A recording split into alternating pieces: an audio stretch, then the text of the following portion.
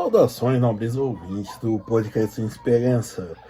Dando meus cristostões, eu já digo que já era óbvio.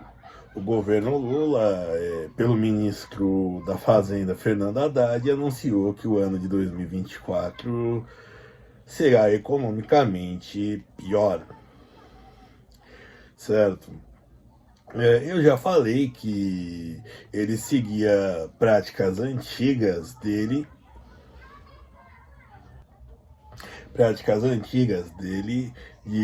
dos governos 1 e 2, Lula 1 e 2, né? Que hoje já estão, digamos assim, fora de esquadro, certo?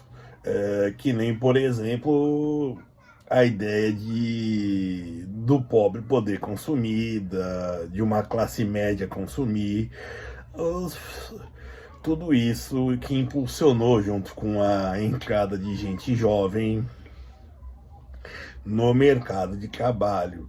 Isso gerou um mercado de consumo enorme que empurrou a economia e gerou um crescimento. É o que se chama, de certa maneira, de crescimento forçado. Ele tenta repetir isso da mesma forma,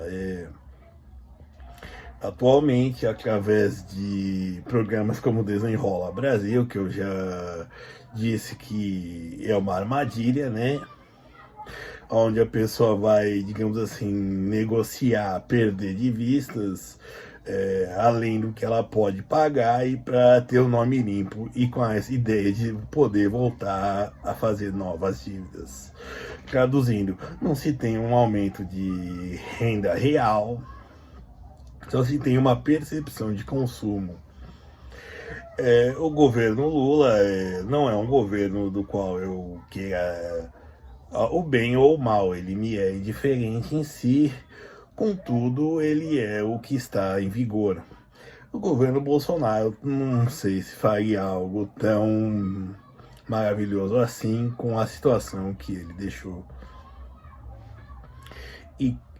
E também já vemos o Lula, que no amor, que é o governo do amor, jamais na rotina, e quando as brigas começam e, digamos, as exigências também aumentam do parceiro. Por exemplo, com as demissões de ministros e presidentes de estatais, certo?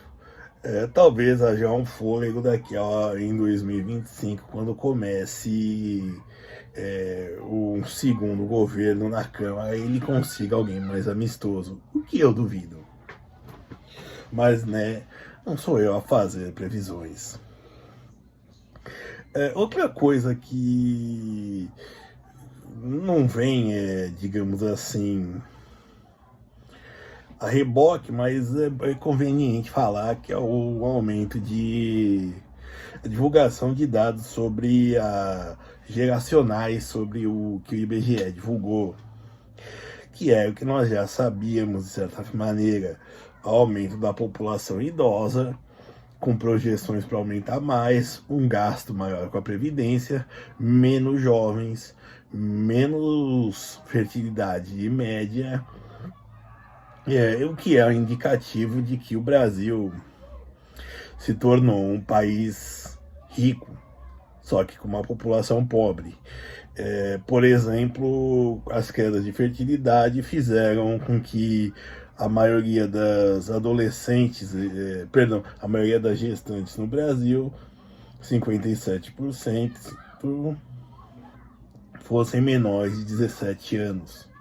E aí gerou-se a imagem de que a adolescente média brasileira seria uma grávida, o que não é verdade.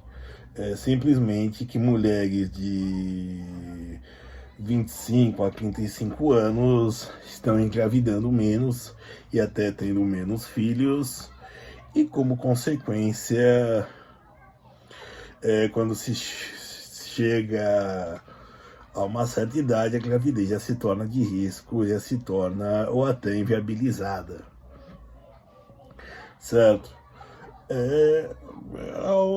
Como eu disse, o Brasil se tornando um país rico na condição de ser um ter uma população pobre. Ainda temos os piores índices de educação, tanto na básica quanto a superior.